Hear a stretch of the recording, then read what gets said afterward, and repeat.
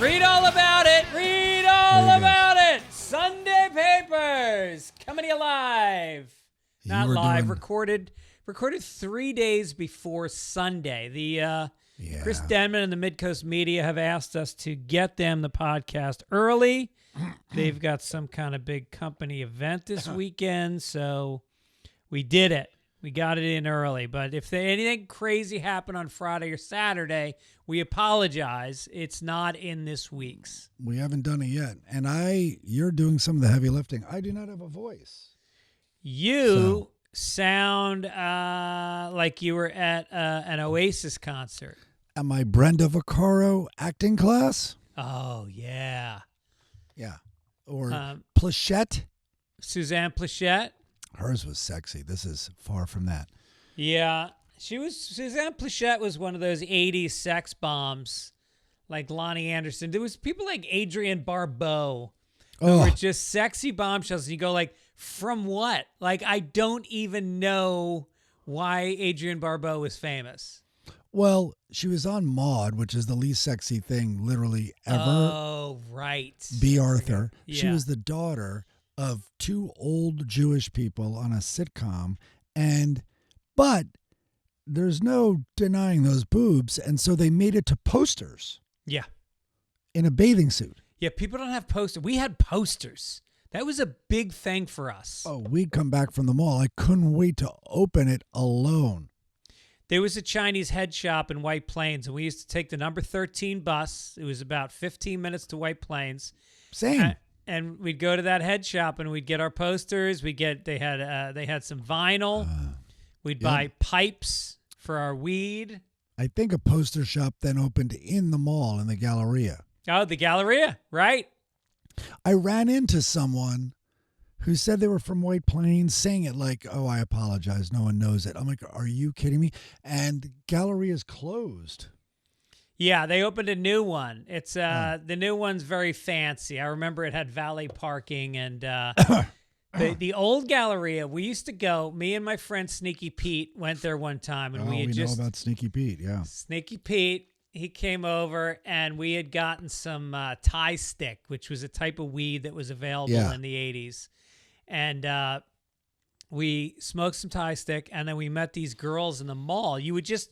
You know, it was mall. You go up to people. You go up to chicks, and they're from other towns. And so we asked these two girls with big hair out, and so we went to the movie theater. And the next movie that was playing was a movie called Cruising with Al Pacino.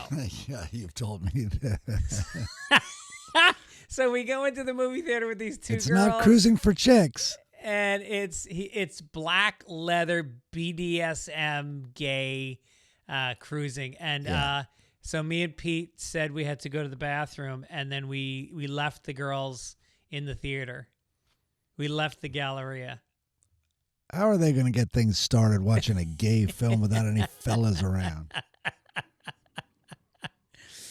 All right. Well, so sneaky Greg too. Sneaky Greg. So speaking of movies, last week when we recorded, I was in Las Vegas, but my wife came out that night. Actually, did you get to the airport on time? Here's the thing. I drove to the airport. It was only 12 minutes. The MGM Grand is right next to the airport. So it takes 12 minutes. I get there, and then it tells me I missed it, and I have to take a loop that took 9 minutes. So I went back down a major road, made an illegal U-turn, came back, got to where the map was telling me to go. Not just Google Maps, Apple Maps. I was looking at them both. No. They told me to go back to this spot, then told me again I was 9 minutes away. And then as I'm fucking screaming, she knocks on the window. I was in the right spot. And oh, my God. Like, I don't know what it is with GPS you in Vegas. You reflexively punched her right in the face? Well, she understands. Who's knocking on my window? It's like heavy breathing. And so anyway, so we get back to the hotel, and thank God she came out, because I was at the end of my rope. 7 nights in Vegas is a prison sentence. Yeah, that's too much. And don't get me wrong, like Brad Garrett's club is amazing. The people there are so great. The crowds were fun, but it's the other 23 hours I just can't handle. So anyway, so I buy tickets to go see. Everybody's raving about go see The Wizard of Oz at the Sphere. Yep. Movie made in 1939. It was one of the first color movies ever made. And so it was both actually. So I say, I'm going to buy us tickets. So she's like, great, yeah, buy the tickets. I go online for 2 tickets for a movie made in 1939, $360. That can't be. I am dead serious. $40 on each ticket is a ticketing fee. So I call the Sphere, and meanwhile, these shows are half empty. It's an 18,000-seat theater. Half the seats are empty. I go, what if I just come to the box office and buy them there? Still got to pay the $40 ticketing fee. I said, for what? Is there anything else that I can help you with, sir? Unbelievable. So I do it. I buy the $360 tickets, and now they offer you online the parking pass is discounted if you buy in advance. So it's only $25 instead of $35 to park at the venue where there's nowhere else to park. So I buy the pass, and then we drive, I don't know, we leave 45 minutes early. It's about a 15-minute drive, and proceed to the but it's also a mile, isn't it, from as the crow flies? Yeah, it's a mile. Right. Yeah. But F1 is going to be there in 2 weeks, and now there are barriers and closed roads everywhere, and the GPS doesn't work, and there are no signs for the parking garage we're supposed to go to. We drive around for 35 minutes and then finally give up and park at the Venetian, which is what the Sphere is connected to, right. But we're on the other side of the Venetian. So now I twisted my knee. I've got a cane, and we are now running full speed through the casino. They tell us it's 15 minutes away. Meanwhile, if you get there 1 minute late, they do not allow you in. Whoa. So we run for 20 minutes. We come out the other side of the Venetian. We look up, and we see the Sphere, and it's about a quarter mile away outside. And we missed it. No. We missed it. So back to the hotel, I call them and I go, hey, what the fuck? I go, it is impossible. I go, we missed it. And he goes, yeah, we get a lot of that lately. He said, so they were nice enough. They gave me tickets for the next day. But on Saturday, the first day we were going to go, we took a handful of mushrooms at breakfast because it was a 2:00 show. And my show wasn't until 8:00 that night. So we took a bunch of mushrooms, and we were peaking as we're running through the fucking casino trying to get to the movie. And so the second day we went, we didn't take mushrooms. And it definitely is 100% a mushroom experience. I imagine. So we sit down, and we're dead center, which I highly recommend. If you're going to go to the Sphere, you don't want to be at the top of the road. Yeah. Dead center. And then the movie comes on, and it's black and white. And then all of a sudden, she passes out from the tornado. She gets knocked out. She wakes up, opens a door, and it's color.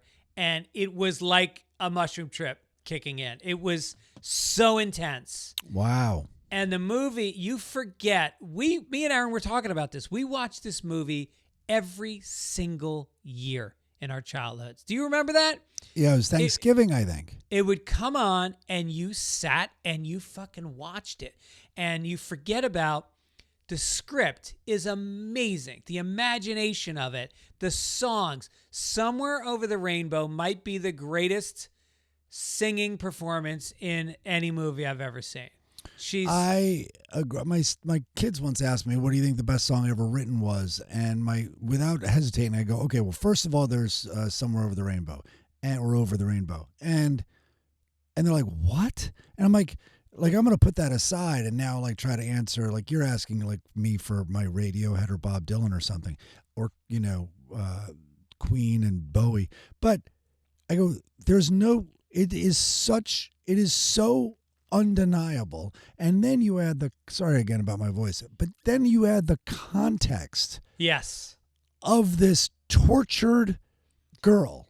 Bored out of her mind, surrounded by adults on a farm with nothing to do. No, but also gorgeous. the actress. Yeah. That context. Yeah. That context is extraordinary also. Yeah. And then when you hear her sing it late in life, Yeah. where she's drug riddled, has married at least 2 gay guys. I think there might have been a third man in her life who was gay, and just has had this crazy, crazy life, and is probably thinking constantly, like, isn't there a place where I can get peace? Yeah. Yeah. And so she sings it, and it's beautiful.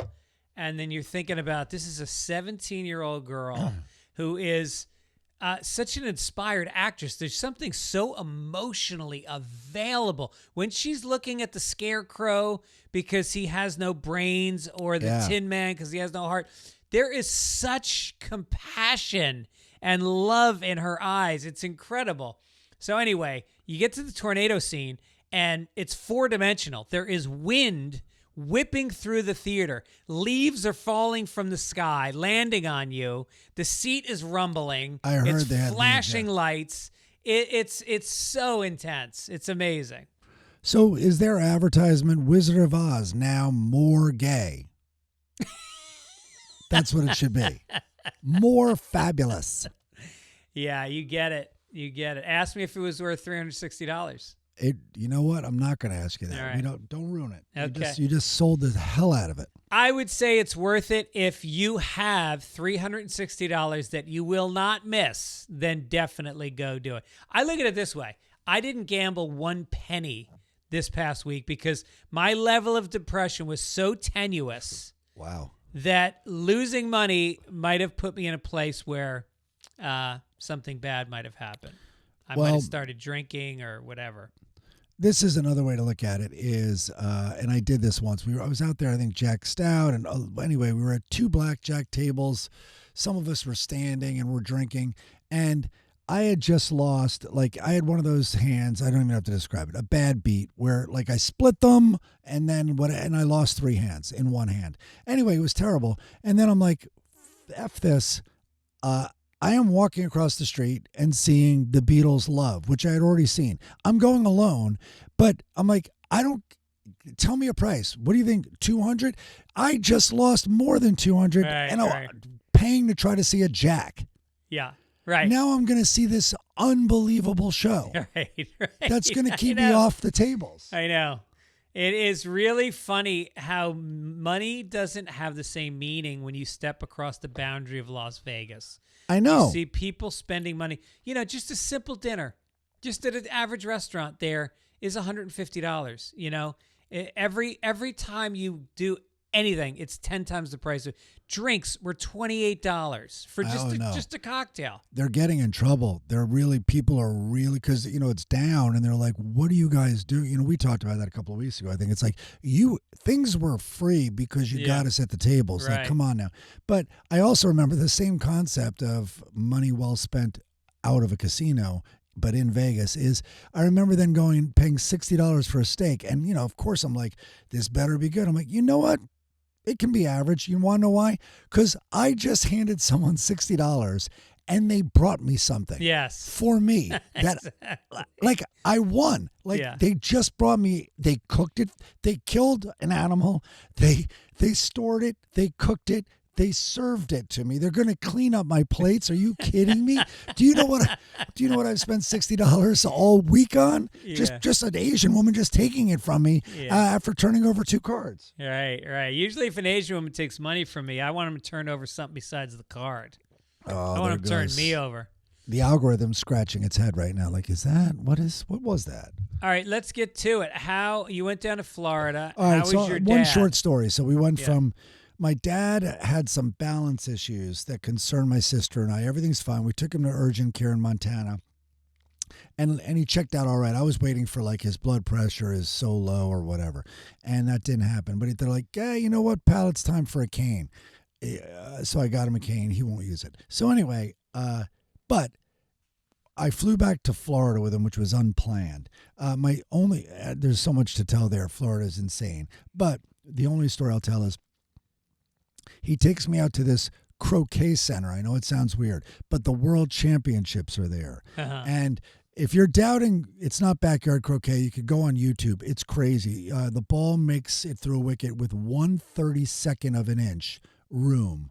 And it's so tight. Like on really hot days, people try to choose red and yellow instead of blue and black because the darker colors might swell a little if the ball's not true. Yeah. That's literally how much. So anyway, it's just watching. They're in from New Zealand. They're in from Saudi Arabia, everywhere. And he sits me. So then at our table, he was like, Mike, I want you to sit over there. So I sit down next to this little old Jewish woman. And she's like very sweet and all that. And we start, I'm like, oh, what brings you down here? And she rented last season and now she bought an apartment.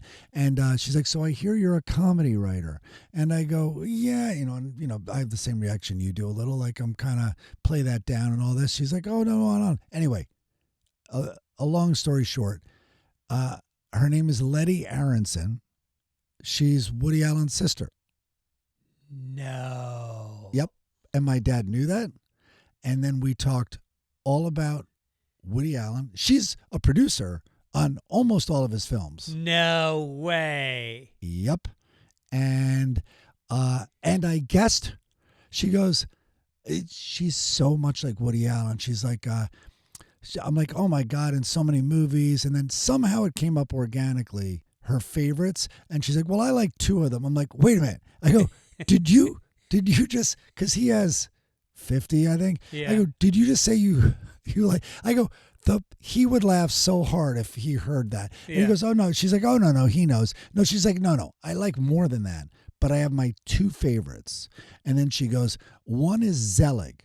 Yeah. So now my mind's doing math and I go, okay, she's not going for the big laughs. Right. And then, so I go, I have two guesses for your other favorite movie of your brother's. And then I go, I said, Crimes and Misdemeanors. And she's like, that's it. Oh, hilarious. And she goes, what was your other one? And I go, Purple Rose of Cairo. She's like, that's also in my top 5. Oh, love that one. Yeah. Yeah. Um, He got kicked out of NYU. I didn't know that. And then I thought he dropped out. And then he went to the new school, kicked out of that also. no shit. Yeah, I know. She told me that. I didn't know that. Wow. You know, he grew up with Aaron's dad. They were buddies as kids. They grew up running the streets together in Brooklyn. I should have brought up Jill Goldman, my mother-in-law, who's from that neighborhood. She's a little behind them, though. She's younger. Huh. Wonder if she knew my father-in-law. Yeah. And then, so how's your dad doing now? He's doing well, back in things there, but I say to him, so his legs have, standing up is really tough. His legs have gotten very weak, and AFib has prevented him from being active and all that. Anyway, it's a whole litany of things. But one day we're there, his AFib's feeling great. I'm like, Dad, this is what we should do. And I go, I need someone to do this. I need someone to come to my place and do this. Let's go stand by the staircase there and hold on, and let's just bend our knees a little, like squats. And you can bend yours very little if you want. Yeah. But we're just going to, let's just do that for 60 seconds. And he's like, what? And I'm like, yeah, it couldn't have been more positive, right? And he's like, what? No. And I'm like, no, I know, Dad. He's like, I'm going back to the gym in a little bit, meaning he's never going to go to the gym. Yeah. So anyway, the last thing I'll say is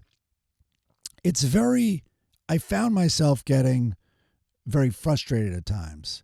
And you're probably like this with your mom, and I bet a lot of people can relate to this. So it's very easy to get triggered, lowercase t, but it's very easy to get bothered because there's a lot there. A lot of it is probably sadness at what you're witnessing, right? And all that, and all this. Anyway, you get very frustrated and then when I'm alone, like when I would close the door, I'd get outside the car to go in and get his coffee or something when we were driving around Montana, I'd be like, you are going to feel so horrible that you couldn't just be more patient. Right. Down the road. Yeah. I don't know how far down the road, but down the road, you are going to look back at this right now, your frustration at him, and you're going to feel so bad. So pep talk, I get my coffee, I come back in the car, and within 3 minutes, I want to punch him in the face.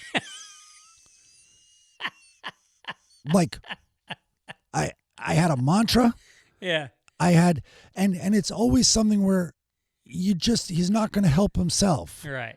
Like I wanted to do some like, oh, maybe you should. Nah. Give me the fucking stick of butter. That's what I want to eat. I'm like, I got you a different muffin. That's it. No, give me the stick of butter. I want to jam that in my face. Right. No, it's hard because there's a will to live that you see fade away. And your dad is a guy who was voracious about life. I mean, I couldn't keep up. Has done everything. Every moment he's been present for, grinding, enjoying, experiencing. And my mom was like that in a lot of ways too. And then you just start to see like, oh, you don't really care that much anymore about life. The scope of what keeps you interested is so narrow now. My mom can just play solitaire on the computer for 4 hours, and you just have to accept that they're just not, and that, my dad's addicted to TikTok. The whole at one point, like that was probably literally what it was when I got back in the car after coffee. And then I said, and I am trying everything not to say it. I'm like, you're on your phone more than teenagers, Dad. Like, what is happening? Right. Yeah. And, there's something very lovable about my mom right now. I mean, I've always loved her, but like there's something that I see that she savors her relationships with the family even more than she ever did, because you realize like in that narrow scope that I was talking about, family is such a huge part of it. So... my dad's never been softer and more lovable, and right. so much good comes from it. And I loved being with him, and it was an honor, actually, to be like and a luxury too, to like I could do work from down there and be like, you know what, I'm flying you home. Like, let's do it. And thank God. Oh, one quick thing. So he has a connection in Denver. So Laura and I immediately were like, he's not going to make it to Florida. Like, one of us has to go with him. So I'm going with him. We get to Denver, and it's United. That's a hub. So I go, oh, look, it's gate 35, and we're at like 40. I'm like, that's not that far. It was so far, but it's in the same terminal. Denver's crazy. I know. So we're walking, and then the horizontal escalator thing, the walkway, the walkway is broken in the direction we're going. So anyway, I eventually see a guy walking back with a United guy walking back with an empty wheelchair. And I don't know anything about this. I've never even thought about them, but I'm like, hey, can we grab you? We're going to gate 35. My father. So I thought, of course, he'd reject it. My dad actually gets in. And then he's like being wheeled around like a king, like, there, get my papers. They're in there. And then put your bag. And I'm like, Jesus, Dad, we don't like, so we, all of a sudden we get there, and I'm like, I'm really glad you did that. He's like, yeah, well, that guy was so great. We get on the plane first. They wheel him right up to everything was great. So now we take Denver to Fort Lauderdale. When we get off in Fort Lauderdale, he comes off, and the wheelchairs are waiting for the people who ordered them there. And he's like, all right, there you are. And he just plops himself down in a wheelchair. And then we get wheeled all the way outside to our Uber. And long way, like all the way through the terminal, the whole thing. And I didn't have the heart to tell him until we got in the car. I go, you just stole someone's wheelchair. And he's like, what? And he goes, I go, Dad, those, like when you're filling out your stuff, your boarding pass, I go, that you request that. That's assistance. You have to. And he's like, no way. That's great. He just came out. He's like, there you are. Like they were all waiting for him. How much did you tip the guy? 10. Is that enough? I think 10 to 20 would probably be appropriate. It depends on how far he took you. But if you steal it, it should be 30. I know. Maybe he got more. I gave him 10, but then my dad goes, I tipped him too. Oh, okay. There you go. So, but not the guy I stole. That guy only got one of us. Well, glad he's doing okay. Pete Scott is going to be, I talked to Pete yesterday. He's going to be in Jupiter, so I told him to pop in and see your dad if he has any time, which he's planning on doing. Oh, wow. Yeah. Yeah, maybe they can meet over at one of the crazy clubs. Yeah. Pete has to tuck in his shirt. So last week we talked about Kevin Federline has a new book, and he's out promoting it, and he talks about how he tried to stop Britney Spears from breastfeeding because she was doing coke. and we did some jokes about it. And then I did the Adam Carolla show yesterday, and he's calling in to the show. And so as they're about to bring him on, I do the jokes that we did last week. I go, that baby probably learned how to talk at 1 month and wouldn't shut the fuck up. And I said, and it's probably not the first coked up dude to be sucking on those titties. And then Adam's like, he can hear you. Like, he's on hold listening to the show. Oh, my God. And then they brought him on, and I just took off. That's Adam must have loved it. Yeah, of course. Yeah. Oh, yeah. Yeah. And then, Jesus, I did that. Yes, I'm trying to promote this Best Buddies benefit on Sunday, and I went on everything. I went on the with the Woody Show. You ever heard of the Woody Show? It's huge. Of course, it's like a big national show. So I did that. They wanted me there at 7:00 this morning. It's all the way in Burbank. Oh yeah. In person. Wow. But they are so great. And Gina Grad is on there. She used to be on Carolla's show. Nice. But yeah, people got to come out. You are a maybe to perform, but we definitely have Andrew Santino. We definitely have Craig Robinson.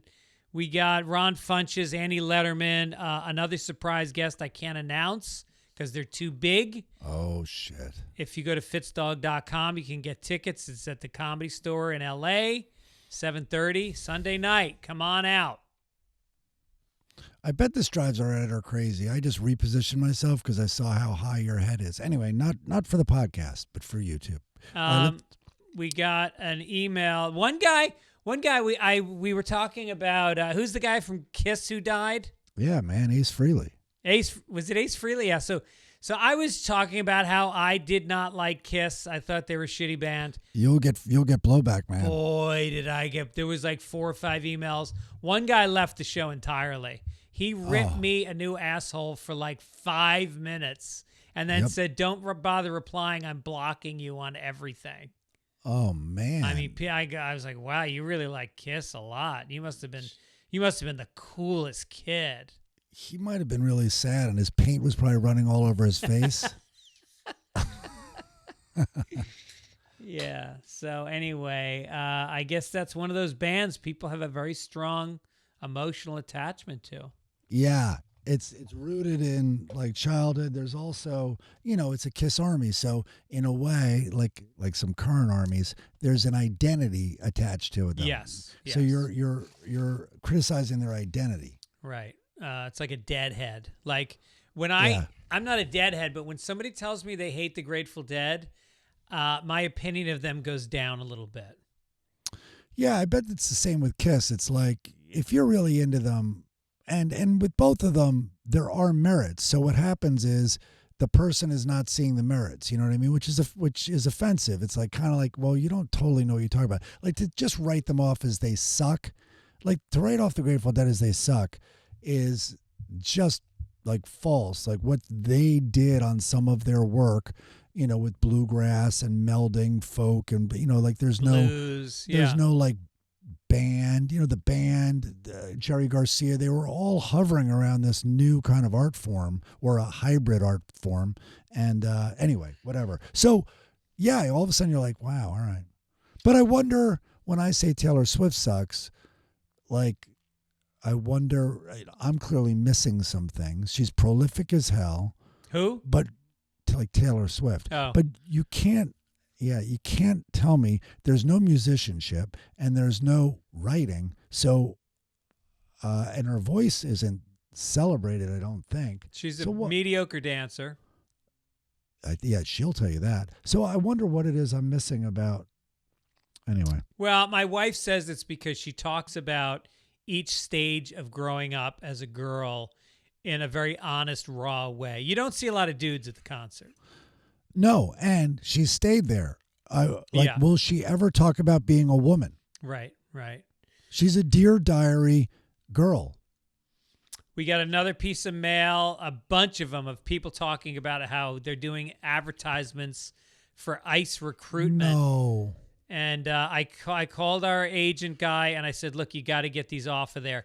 It was on Spotify, but then it was also on Apple Podcasts. So if anybody hears these ads running on the show, please write me, fitzdogradio@gmail.com. Let me know if you heard it and what platform you're listening on so I can try to stop this. And we'll tell you how to sign up. Yeah, well, that's the thing is I want to get in there before it gets filled up. Yeah. All right. Let's get to the logo this week from Bob, the pumpkins for Halloween. Look at that. Very nicely done. I love it. We're in L.A. here, man. We got to be reminded that it's fall. I know. It's full-blown summer out there. Yep. Ray Maslanka did the song this week. What'd you think of the Ray Maslanka song? You know, I'm gonna insult him sadly with a compliment, but is very replacements like. I didn't, when I heard it, but it clearly not AI. No, he told me. And by the way, I mean that as a compliment, but he'll probably be like, "Nah, I mean it's not really replacements." But no, it feels real. It feels real, and Ray's done a lot of good music for us. So thank you, Ray. Yeah, Ray, I loved it. Corrections. Last week, I said that the Steelers won. I tried to tell you. Yeah, so the Bengals actually won 33-31. So don't worry, Rodgers lost. Sean sent that in. Also, did you see the Giants game? Yeah. Well, I didn't see it. The Giants were ahead by 17 points in the fourth quarter, and they lost by 1 point. It might have even been more. But yeah. You know what I didn't realize? Did you see the Giants scored with a minute left? I didn't know that part about it. They retook the lead, and then they basically lost twice. Wow. Yeah. Tour dates coming up. Like. I'll be in Chicago at the Den Theater November 8th, Appleton, Wisconsin at Skyline November 9th, Lafayette, Louisiana November 12th, New Orleans, I'll be at Skankfest, Phoenix, Desert Ridge Improv November 28th through the 30th. Then I'm coming to San Francisco, Hasbrook Heights, Cleveland, Atlanta. Go to fitzdog.com, get tickets, come out and see some live comedy. Also, as we're approaching winter and the holidays, have fun. Buying gifts for people can kind of be a beautiful, loving experience where you show how much you know them and how much you want to give them something personal. Uncommon Goods it's handcrafted, made in the USA, super high quality, and like just the most unique gifts that you can match to the people that you love. Mike, what do you like on there? You're just staring at me. But was that your handoff? Well, I just thought, we talked before the show about earnestly how we both really like this company. And I ordered for my daughter, I got these, they're kind of like Uggs, but they're house slippers, but that are fluffy and they're lavender. And I just got them in the mail. First of all, the ordering process on their website is so easy. It took me, once I decided what I wanted, it took me minutes. And you can shop by different categories and subcategories to really hone in on what you want. It's stuff that, they're made in small batches. So this stuff sells fast. So get on there and look for it. Oh, dude, one of the categories I love, and especially if you're creative, is personalized gifts. Yeah. So I went on, but like some are very quirky. So this is one I saw this past week. You custom message shortbread cookies. There it is. You can write. So like, I don't want to ruin the algorithm, but like, you're a C word. You could just write out like just a really, like we're all hard pressed for gifts, but that gift, even though it's a joke gift, you're like, wow, you put thought into this and effort. Like this is customized for me. They'll remember that. I mean, gardeners, mixologists, foodies, a lot of cool sports stuff. You can get like these albums that are made on the history of the team that they love, and they get their name inscribed on it. There's a throw blanket with the find a word or whatever word search with the word search thing. Like that's fantastic for someone who's into games. Every purchase you make at Uncommon Goods, they give back $1 to a nonprofit partner of your choice. They've donated more than $3 million to date. So shop early, have fun, and cross some names off your list today. To get 15% off your next gift, go to uncommongoods.com/papers. That's uncommongoods.com/papers for 15% off. Don't miss out on this limited time offer. Uncommon Goods, we're all out of the ordinary. They are. It's okay. Individual, man. You got a crinkle? I have a fresh piece of papyrus right here. Let's do it. Here we go, front page. Last week, we talked about a guest at the Walt Disney World that unfortunately ended their life by their own hand. Yeah. This week, a second guest has died. Less than a mile from where the superfan took their own life last week. Did she maybe they found the guy a week later? Maybe it was a murder-suicide. Oh, God. Be, did I just take us off the algorithm with that word? We're way off. Disney's Fort Wilderness Resort and Campgrounds reported a person down just after 7:30 a.m. on Tuesday. Okay. 7:30 a.m. Yeah. Did he spend all night in the park? Is that the new thing? Don't put it past Disney. They will start selling all-night passes to continue making money 24 hours a day. Anyone who's in the park at 7:30 wants it to be over. So no matter, he probably just found a way. 7:30 a.m. A man in his 60s experienced a medical episode and was transported to a local hospital where unfortunately he died. If I'm at Disney at 7:30 in the morning, it would be fortunately he died.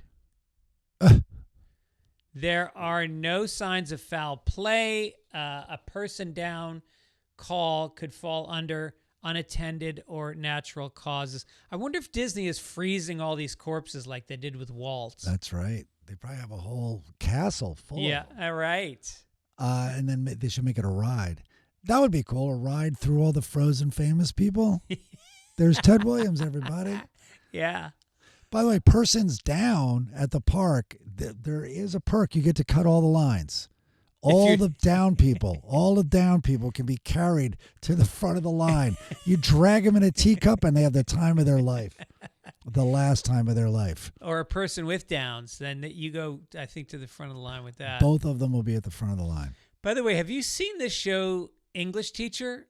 I've never even heard of it. It is under the radar. It is one of the funniest shows that's been made in the last 10 years. No. It's kind of like, I don't know that you know any of the actors in it, but it's about this English teacher in a public school, but it's mocking how woke the students are. At one point, the girl goes, she's triggered because she has undiagnosed... What do you call it when you yell out curses? Oh, Tourette's. Yeah, I have asymptomatic, undiagnosed Tourette's, so I'm triggered. Wow. But and then the teacher wants them to put on Angels in America as a school play, and one kid is like, he goes, what is that, like AIDS from the 80s? He's like, AIDSies. He said they should call it the AIDSies. Remember the AIDSies. All right. All right. Oh, no, I'll definitely check that out. Oh, by the way, I think it's Tom Segura has a very funny story about being new at a school and being at the all school meeting and the kid with Tourette's and he yells out the most outrageous shit and no one is reacting and he's sitting there like, this is the funny, he can't, because everyone knew him and he just let him do his thing, But yeah, look that up. I bet Segura Tourette's, which would be fun to Google anyway, but look for it. Amazon is planning to replace more than 500,000 jobs in the U.S. with robots, according to a new report. Warehouse automation will enable the e-commerce giant to avoid hiring over 600,000 people. Executives told Amazon's board. That's even though the company reportedly expects to sell twice as many products by 2033, saving 30 cents on each item that it ships. Hundreds of thousands of additional roles will be automated. Ultimately, the firm's robotics team is looking to automate 75% of operations. All right, so let's crunch the numbers. Nobody in the country has a job anymore. Who's buying the Amazon stuff? Like, is Bezos, and these other billionaires, they're going to have to start paying taxes because the government is going to have to start paying living wages to people, like a welfare to everybody, which they'll then use to buy more Amazon stuff. It's just like a money laundering scheme. Has Amazon even made a cent yet? That's a good question. I mean, in terms of true profit, I know Amazon Computing Services or whatever it's called, Amazon Web Services, whatever, the thing that went out this past week that messed up so much of the world. The New York Times sent me my, New York Times, they email it in the morning. They apologized for it being late because Amazon's computers went down. Oh, no shit. And all the flights so many flights were delayed. Oh, no, I didn't know that. Yeah, their web services is very profitable, but a lot of people know far more about this than we do. But get this, same story in a way this week. Amazon just introduced new smart glasses for its delivery fleet that project navigation instructions, package info directly into a driver's vision. So while they're waiting for the full robots, they're making their drivers half robots. Oh, my God. That's crazy. Like RoboCop. The glasses display turn-by-turn directions, package scanning, data and delivery confirmations, and it's constantly, obviously, in touch, and the drivers are monitored. They wear a controller clipped to their vest containing swappable batteries for all-day operation, plus an emergency button for immediate assistance. Yeah. I want one of those. Right before they take their own life, exactly. Yeah. They also prompt this driver to say, "I'll be back." And it shows them where on the front porch to throw your TV. Yeah. Do the glasses indicate the worst place on the street to double park? I mean, my street, I swear to God, there's days you have to wait for them to come back. And then there's like 2 open spots right at the curb. Unbelievable. I heard they're also giving them catheters to pee, an Adderall patch so they can work overtime, and a shock collar if they go too slow. Well, the glasses, they just have to look around their van, and the glasses highlight their pee jug, which is right in the van next to them. Is that a thing? Well, you know that, right? No. Oh, no. So Jeff, my stepbrother, drove for Amazon, and he's like, everybody, because you have to keep up a certain rate of deliveries and there's no built-in brakes. It's so, dude, just Google it. It's so widespread that it's talked about at like shareholder meetings, like the bad press they're getting because they don't let their drivers have a bathroom break. Well, I thought you're supposed to get 15 minutes every 4 hours on a job as a break. I don't know. Well, first of all, they're independent contractors. Oh, right. Also, now it's not just the trucks. They're doing like Uber, where you can use your own car to do Amazon deliveries. Yeah. Oh, yeah. It's fucking crazy. Well, Jeff did it out in Montauk, my stepbrother, and he used the van. Bad move. He should have used his own car because he was fired, by the way, almost immediately. Of course. When they came in, they shocked him. They're like, "You didn't stop at a single stop sign today." And he's like, "What are you talking about?" And they meant because he would like roll, like he would slow down. He like kind of normal. Well, you have to come to a complete stop when you're in the van. And they track all of that. Wow. I know. That's crazy. I was going to make a joke about, well, the glasses could be like handy, like for the fucking killer dog at certain addresses. Yeah. That's in the story. Wow. They have wrong drop. They have address drop-offs. And then it IDs hazards like pets. It's crazy. Over. This country's over. The corporations are just... as groceries get more expensive and Americans remain unsure about their economic future, shoppers are gravitating toward a tried and true budget meal. Yeah. Eagle Foods, the company behind Hamburger Helper, says its year-over-year sales rose 14.5% in August. The savory cheese-forward Hamburger Helper meal kit has attracted consumers for decades.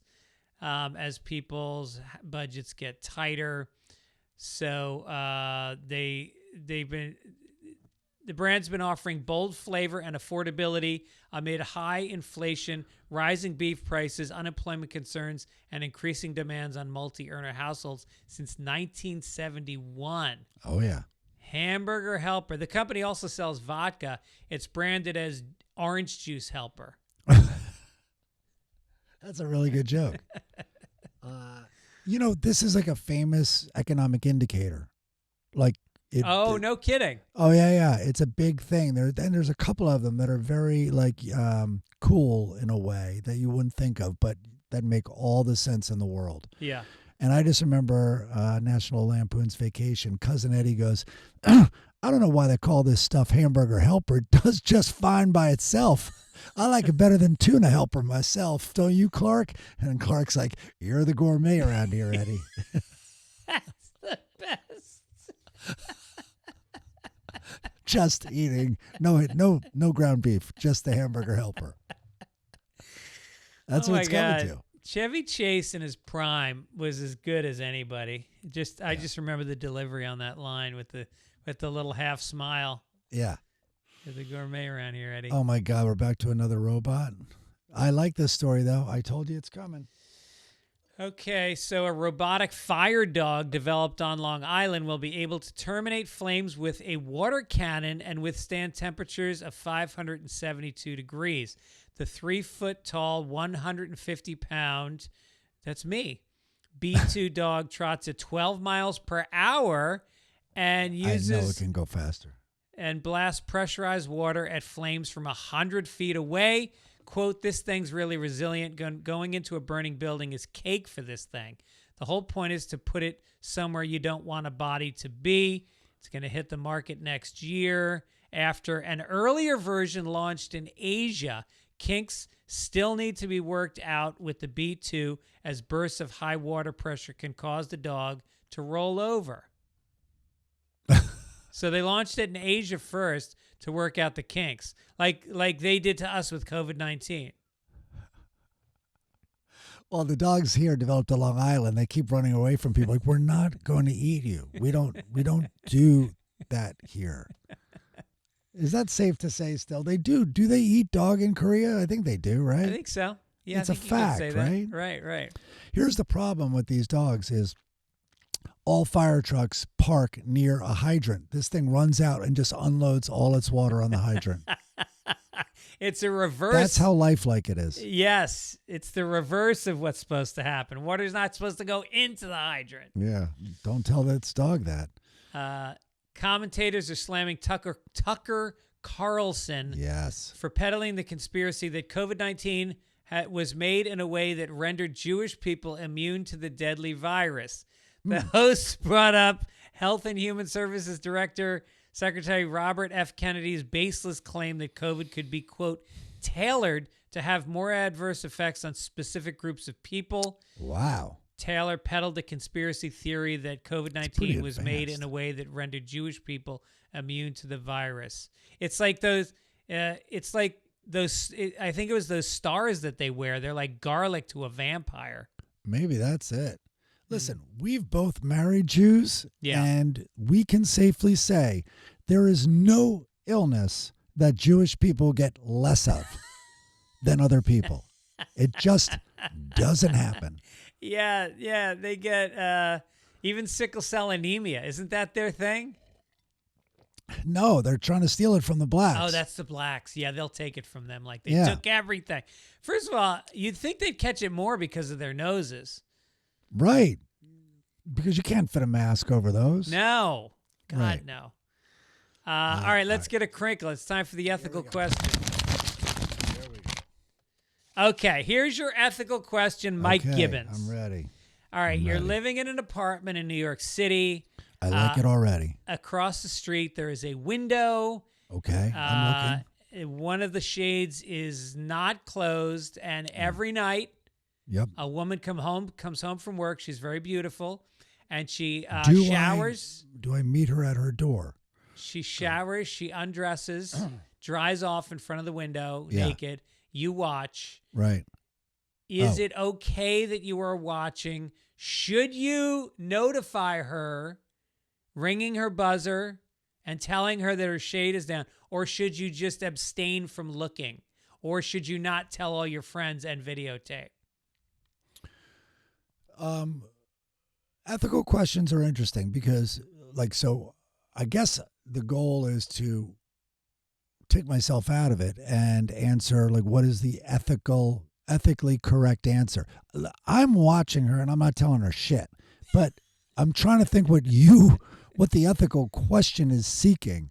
I think it's, to treat this seriously for a second. Remember when Jeffrey Toobin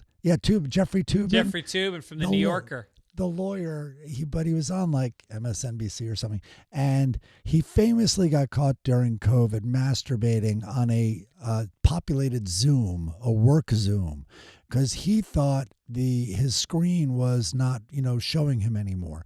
So people who were kind of dissecting that and how much trouble should he be in, because it's literally a window. It's a Zoom window. Yeah. And if he has an expectation of privacy, then you are violating that. But he forgot to close his shade. Yeah. So I think she knows her shade's open. And I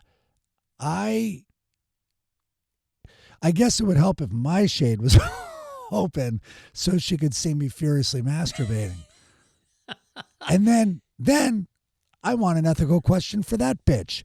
Does she have the right, with her beautiful tits hanging out, to watch me masturbate through my open shade? Right. Or in fact, is she doing it to cause that, and that's her thing? I'm the victim here. Full disclosure on this ethical question, this happened to me. When I lived on 16th Street, by the way, it happens to you a lot. It happened to you in a hotel? Yep. It does happen. Well, you got to look. You got to keep your eyes open. This woman came home every day from work, and from 5:30 to 6:30, she was naked. She loved being naked in her apartment. She had it wasn't like I was looking through a tree. It was a building facing a building, both with a lot of windows. And I never saw her look at me. But one time I saw a guy come over, and she would pull the shade down for sex. And then she pulled the shade back up again, and she left the building with the guy. I was leaving at the same time, coincidentally. Yeah, very coincidentally. And as I came out the front door, she looked at me, and she held her look on me for a while. Wow. Yes. Interesting. Well, Seinfeld did this also. They had a naked, and then also did Friends. It's a very New York thing. Yeah. There's 80 windows across from your window. Yeah. In some cases. So, listen, it's on you. You're leaving. You know your window's open. Yeah. You know your shade, and people can see you, and you know it. Right. So. All right, let's get to this. Entertainment, give me a crinkle. So as people know, our dear friend Tom O'Neill, who wrote Chaos, it was focused very much on MK Ultra, psychedelic program, which did mind control. Anyway, Errol Morris did a documentary about it that, in my opinion, was a disservice to Tom's book. It was too short. In everybody's opinion. It portrayed Tom in a way that nobody really felt is true. Anyway. Also stepped back and questioned things that Tom had already answered. And so it wasted people's time. Yeah. In my opinion. So now in Deadline Hollywood, The Sopranos creator David Chase is developing it's with HBO. Is developing a new limited series, Project MK Ultra, for HBO. And it's all about that stuff. And it would have been Tom. If Errol Morris had not taken this project, and Tom battled literally for years. Errol Morris wanted to do this project for years, and Tom never trusted him. And he kept saying no, and he kept saying no. Yeah. And then he finally gave in, and then it was all his worst fears came true. And in the meantime, David Chase, there's no doubt, would have involved Tom in this project if this hadn't happened. Well, hopefully I'm not talking out of school, but, when their relationship first fell apart, then it got back together and they did it. But it fell apart at first, and then Errol's like, Tom, you're screwing me. I got like 4 hours Netflix gave me for this. What the hell am I supposed to do now? And there are so many stories in Tom's book that he goes, Errol, Jesus, just take the son who's a friend of mine who's spent his life trying to disprove that his dad committed suicide and jumped out a window. He was I hope I have this right, FBI agent on MK Ultra, and then Errol took that and did Wormwood, and you could watch Wormwood right now on Netflix, and it's very well done. I thought it was extremely slow. It was. That's what I was just about to say. It's incredibly well done in that he hired A-list actors to be the reenactors. Yeah. And I thought it was very interesting. It would have been great two-parter and phenomenal if he could have done it like regular documentary at like 100 minutes or something like that. But instead, I think it was 4 parts. It was stretched way too thin. Yeah, it was way thin. And he's lost it. Like, he doesn't have the... this is an Oscar-winning considered maybe the best documentary filmmaker in history, one of the top ones, and he's done. Errol Morris is done. In Florida, my dad asked about Tom, and so I started telling, and then we were at dinner with someone else, and it was like I started talking about exactly what I just did, the MK Ultra and then Wormwood, and you start sounding great. Whenever you talk about Tom's book, too, you start sounding like a conspiracy theory nut. Yeah. And same with like the Charlie Kirk. I'm like, don't make me this guy. Just find the goddamn bullet for Christ's sake, so my head can shut up asking, wow, this really doesn't smell right. So anyway, it was so great that this news broke yesterday because my dad worships The Sopranos, so I could be like, oh my God, when I sounded like a lunatic at dinner, look who's getting involved. And he was like, that's amazing. Well, the problem is the government flushed all the MK Ultra, decades of work. They just erased it. There's no trace. And all the money was just briefcases full of cash flying around. All right, let's go to science. I think we should skip the international, the Louvre being robbed. We don't want to do Make America Florida? Oh, Jesus. My apologies, Mike. I thought you were sparing my voice. I'm going to try to read it nice and slow and low. Okay, let's Make America Florida. A Florida man allegedly threatened to eat his neighbor's dog and stabbed the woman for calling the cops on him during a hostile property dispute. Minor Caltage, what? That's the name? Yeah. Anyway, allegedly confronted his neighbor and she walked her dog along a public path near his property. Catledge bizarrely proclaimed he would eat her dog if she trespassed on the property he believed was his. After he was cuffed, this is great when they really show remorse.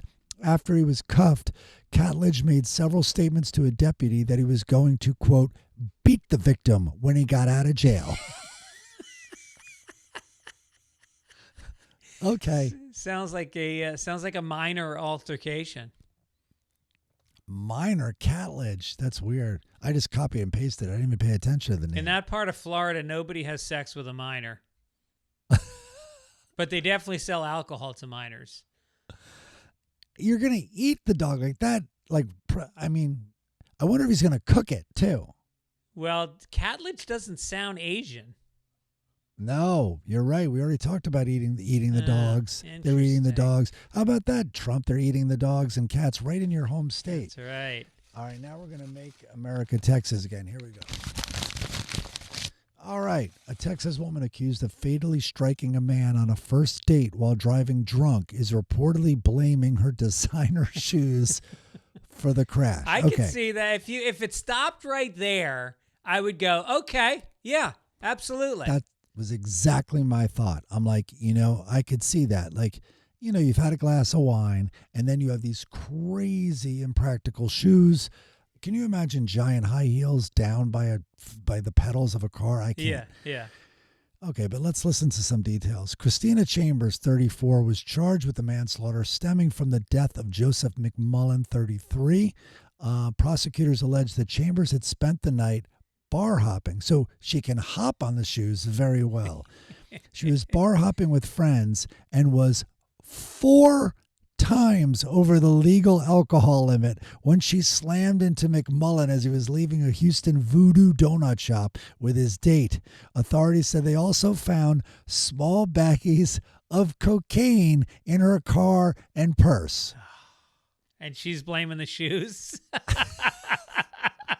The shoes made me do it. I love that. These are fuck me pumps. Yeah, like I need alcohol and cocaine.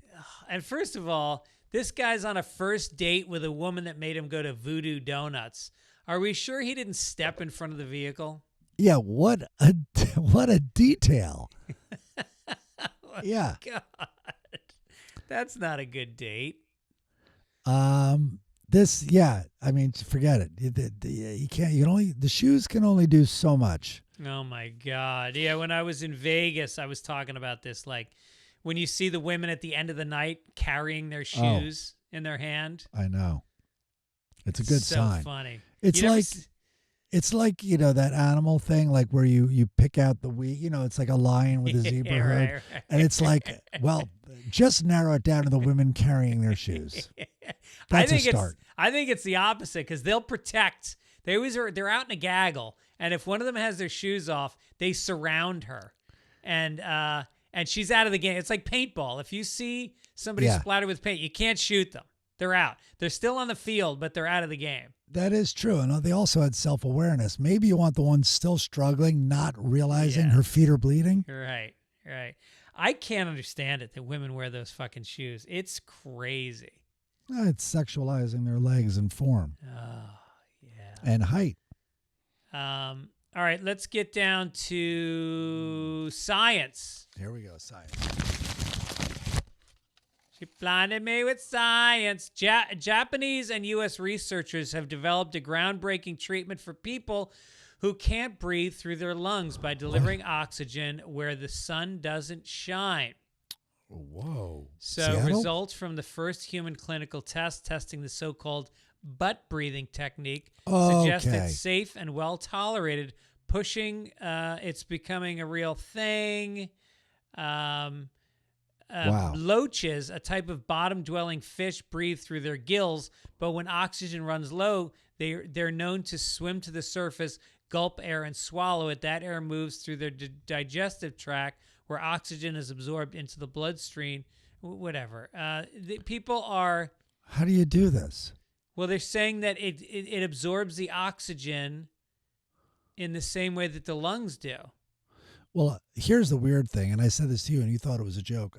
I've heard about drinking through your butt, like when you're, I'm sure, like Gills or whatever his name is. Those survival shows, when you have muddy or potentially disease-ridden water, but you're dying and you're dying of dehydration, you can put a rag in it and then jam that up your butt, which you would do anyway at that point. And you would jam the rag up your butt, and then your body absorbs the nutrients with no risk because it never goes to your stomach. And you look like a human Molotov cocktail. Yeah. And it's fun. You do it mostly because it's fun. But Sure. Breathing, I've also heard of talking out of your ass. So maybe that's what it is. It's like there's a little mini ass diaphragm down there. Yeah. Yeah, I guess... I sound like I'm talking. I'll tell you what, though. I'm not giving anybody mouth to ass resuscitation. That's going too far. It's a little weird. And you still compressing their chest, but then you have to reach way down and suck their butt. Let's get to this day in history. Here we go. Oh, man. Do we have this day in history? Where is it? Here we go. This day in history. The Terminator released on this day. What year, give or take 4 years? Terminator 86? You got it. 84. Nice. Pretty good, man. Well, I mean, look, that was our prime movie years. Let's see. What else do I have here? I had a lot. Wait, I have to make the screen bigger. Marie Antoinette. No, let's not do that. Mussolini, you'll know. Okay. The Manchurian Candidate, speaking of Tom O'Neill, was released in theaters on this date in what year, give or take 6 years? Well, it's MK Ultra, which took place in the 50s and 60s. So I'm going to go early 60s, 62. It is exactly 1962. Thank you very much. You're killing it this week. Yep. Supersonic passenger service. The Concorde flew its last flight. We might have done this a year ago. It flew its last flight on this day in what year, the Concorde? 1985. I didn't even give you a range, but you would not have gotten it. It's 2003. No. Yeah. Maybe it started in 85. Okay. The Disney classic Dumbo had its world premiere, give or take 10 years. When did Dumbo premiere in theaters? 1939.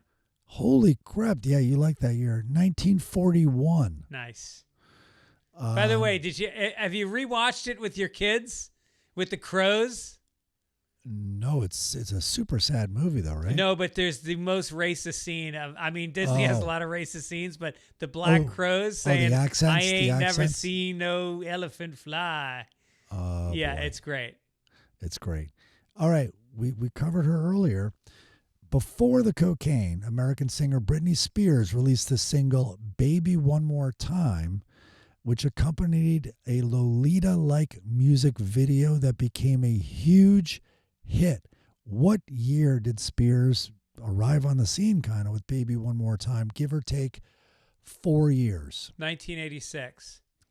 Dude, 98. Really? I know. Damn. Yeah. Okay, related. This is the last one. Let's see how you do. The iPod was introduced by Apple and changed everything. What year did the first iPod hit the market, give or take 3 years? 99. You did it, man. 2001. Nice. Never forget. All 2001. Right. All right. Think of the playlists that were put together that year. Yeah. Free Falling. Oh, stop. Burning Down the House. Oh, Tower of Power. Ugh. On the playlist. She's All got right. legs. What do we got? All right, let's go. There's no obituary. There's no obituary. Nobody significant died. And if you have a loved one that died, our apologies. They were significant to you, but they don't rank on Sunday papers. Let's go down to the funnies. Let's cheer up from the fact that we have no obituaries. All right, I have one from The Onion. I have a couple from The Onion, maybe. Underfunded schools are forced to cut the past tense from language programs. They're always so good. That's brilliant.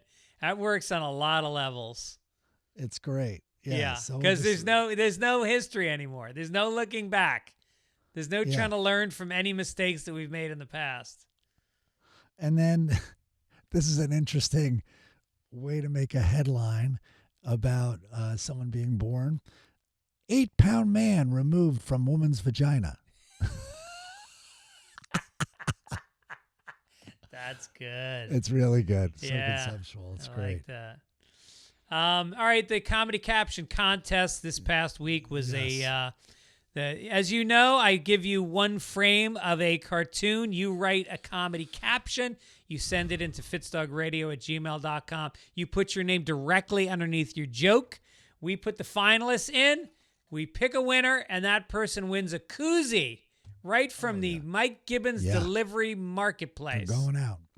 Last week's cartoon was a doctor. He seems to have no mouth. He's bald. He's got glasses on his nose. He's got his hand out with a glove on it. And he looks at, I thought it was a farm animal. I thought it was a farm animal, but some people said that's just somebody in a gown. But either way, he's being presented with an ass, and he's got his hand out. It's a big difference, but okay. It was a tough one. Yeah. You said it was the easiest thing ever. Kelly said, I am speechless. Jazz hand. I don't know where the joke. What's the jazz hand part? Okay. Stephen Mangram said, I am a doctor, but I wish I just played one on TV. Okay. Sean said, so this is where the Epstein files are hiding. Wow, you, so to speak, you've really forced that one in there. Corey said, the cow says this was supposed to be a cattle prod, not a cattle probe. You had said you thought it was a cow. Certifying anus beef, Mike Nestor said. Oh, sturdy Somers, New York. Sean Johnson said, I'll check your tonsils as soon as I'm done down there. Well, I hope you change gloves on that one. Yeah. Jim Curran said, born without a mouth, Dr. Wilson let his hands do the talking. I kind of like that one. Ron said, I was a pediatrician but found that animals are better at keeping secrets. Ooh, that's dark. How about every day Dr. Ferguson does something unspeakable? Yeah. All right. Rich Butchko says, okay, now you do me. Okay, now you do. Okay, yeah, that's just a general doctor joke, yeah. Harold said, it was at that moment the doctor realized he had left his lips in yet another patient. It's kind of good. Bad. Yeah, it's not bad. So I think it's between that and you liked... Hands do the talking, Jim. Yeah. I don't know. Tough choice. I'm going to let you decide. I'm going to go with Harold at the end. It was at that moment, just because I like that phrase. Sorry. The doctor realized he had left his lips in the other. Congratulations, Harold. You're going to win a koozie. Yeah. Send us your address. We'll get it right out. Right out, man. Next week's cartoon for the caption, it's two goldfish in a goldfish bowl. The top of the bowl has barbed wire around the rim of it. I like this image. This is good. And one's talking to the other. They're both looking up at the barbed wire. Go. Go. Done. All right, let's get to the pros. Hagar the Horrible, which, remember, Shaw Tank Redemption. Go ahead. Is there you go, which is presented by a newspaper that puts this really right in the colorful, fun section the kids look at. Hagar is with Lucky. They're looking up at a tower with a window in it, and Hagar goes, let your hair down. And then the princess or whoever's in the tower throws a bucket of something on top of them. Suddenly there's a bunch of cats on the tower, and Hagar sneezes, achoo. And Lucky goes, that's not Rapunzel, it's the cat lady. Yeah. Which I don't really understand at all. I just thought it would be interesting that a woman presented with a couple of Vikings while safely tucked away in the top of a tower would allow them to climb up by her hair. When did that ever make sense? I know. But so you see the colors of the cats? She's dumping out all the cat hair from her apartment, and that's why he sneezes. Oh, I thought it was cat litter. No. Okay. That would be better. That would be better. It is not his best work this week. No. Lockhorns, we got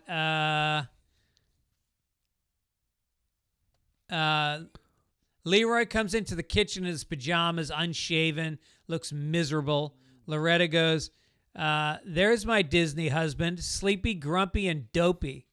I also just love the color scheme. Look how drab. It's like the muted yellows and greens, and look at his pajamas. Yeah, it's very early 70s. Yeah.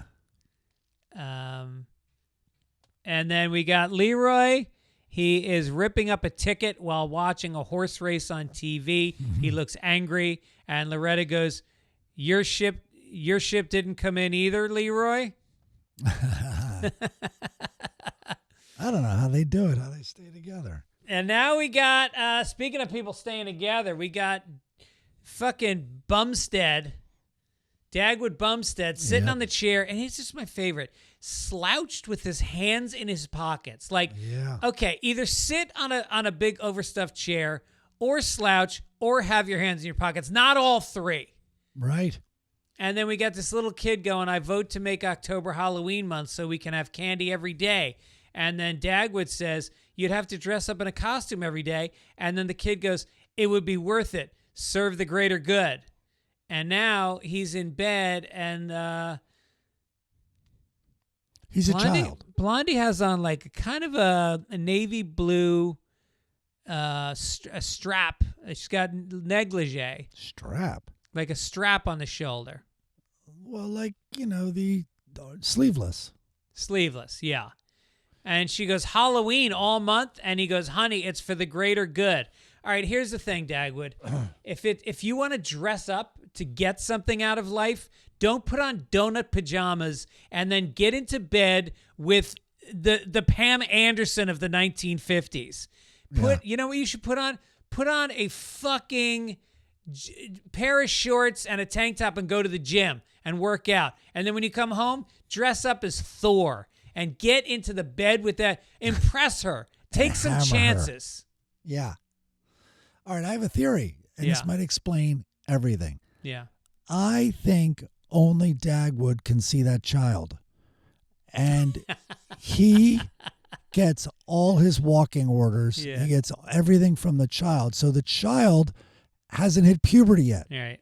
The child has no sex drive. This child wouldn't know what to do, as you've said a million times, wouldn't know what to do with a specimen like that.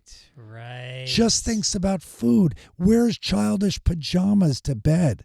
It is just arrested development. Yeah. All right, folks. We'll see you tonight at the Best Buddies benefit at the Comedy Store. Come on, get tickets, fitzdog.com. And then also go Rams. What's that? I guess we should say go Dodgers. The Dodgers will be starting the World Series. I believe Dodgers. Tonight. Is it tonight? F them. It might be, but Don Mattingly is one of the hitting coaches, I guess, on Toronto. He's my favorite baseball player of all time. I wanted Seattle, but now that it's Toronto Dodgers, Mattingly is set up for yet another big disappointment, but that's who I'm rooting for. I mean, you got to be a little excited about Ohtani, though. I mean, the guy literally turned in one of the greatest performances in baseball history.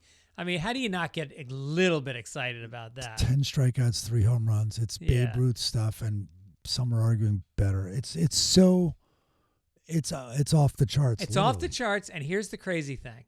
While he's doing it, he'll hit a foul ball and then take a step towards the crowd in the direction it went and put his hands up to apologize. He was filling cups from the water cooler and stacking them on top for the other players to drink in between hitting home runs and striking people out on the mound. Yeah. Come on, man. I'm on board just for that. Yeah. He's unbelievable. All right. Anything you want to promote, Mike? Oh yeah.